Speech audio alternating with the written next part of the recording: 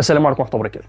الكوره والجيم، كنا عملنا سلسله حلقات عن انك ازاي تجمع ما بين كره القدم وما بين الجيم، لان دلوقتي الربط ما بينهم بقى شيء اساسي. زمان كره القدم كانت بتعتمد على المهاره واللمسه الكويسه وبس، دلوقتي الموضوع اختلف بشكل كبير جدا، بقت تعتمد على السرعه والقوه بشكل كبير، وده اللي خلى العلاقه ما بين كرة القدم وما بين الجيم بدأت تزيد وبدأت تكون أقوى، لأنك مهما تعمل من تمرين في الملعب أو تمرين خاصة بكرة القدم عمرك ما هتوصل للكتلة العضلية اللي تخلي عندك القوة والاستمرارية في الملعب أطول فترة ممكنة. طبعا لينا خير مثال في الموضوع ده وهو كريستيانو رونالدو، راجل مهتم جدا بقوته العضلية، وده يمكن اللي شايله لحد السن اللي هو فيه حاليا ولسه بيلعب وبيأدي، وده اللي خلى معظم لاعبي كرة القدم ما كانش كلهم بيتجهوا حاليا للالتزام في تمارين الجيم، وده علشان يفيدهم بشكل كبير جدا في قوة التسديد، مثلا ان هو يركز على تمارين العضلات الرجلين او سواء تمارين البطن او الجسم بشكل عام، علشان يفيده في الفنتات، في السرعه الانفجاريه، في السبرنتات اللي هو بيقدر يعملها. من غير كلام كتير، النظام اللي هنتكلم عنه النهارده وهو النظام الابر بادي واللور بادي، يعني الجزء السفلي كله في يوم والجزء العلوي كله في يوم. كنا اتكلمنا قبل كده عن نظام البوش بول ليج وازاي تربطه كرة القدم. النظام ده نظام تدريبي خاص طبعا بكمال الاجسام، ازاي تربطه بكرة القدم. كنا عملنا سلسلة فيديوهات كاملة، والتغذية ازاي انك انت تهتم بالتغذية بتاعتك لو انت بتربط ما بين كرة القدم والجيم.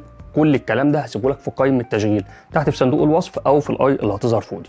يلا بقى نرجع للنظام اللي هنتكلم عنه النهارده وهو نظام الابر بادي واللور بادي، يعني الجزء العلوي كله في يوم والجزء السفلي في يوم.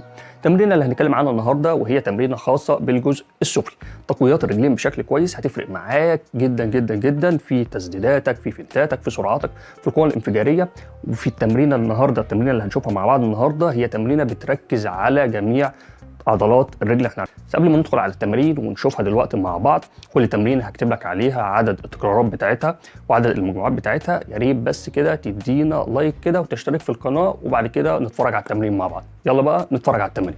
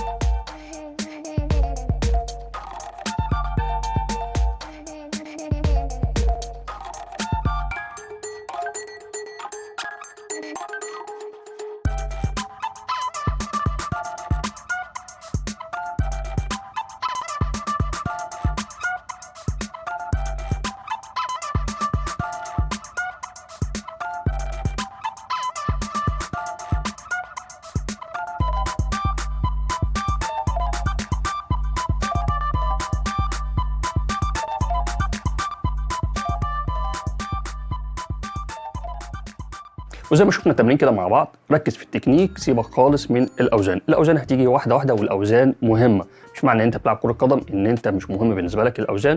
الاوزان مهمه علشان هي اللي هتبني لك الكتله العضليه، بس لو انت مبتدئ واحده واحده كده، والاوزان هتيجي واحده واحده. زي ما قلت لك ان في قائمه تشغيل للاعب كره قدم ازاي يتمرن في الجيم. قائمه التشغيل دي هسيب لك اللينك بتاعها تحت في الديسكربشن او في الاي اللي هتظهر فوق. وعلشان تشوف الجزء الثاني من نظام التدريب اللي اتكلمنا عنه النهارده اللي هو الابر بادي واللور بادي، وتشوف تمارين الجزء العلوي من النظام ده، ما تنساش ان انت تشترك في القناه وتفعل زر الجرس علشان اول فيديو ما ينزل تشوفه على طول. طبعا لو الفيديو ده عجبك بتاع النهارده وحسيت ان انت طلعت منه بمعلومه، ادينا لايك قبل ما تقفل الفيديو، وسلام.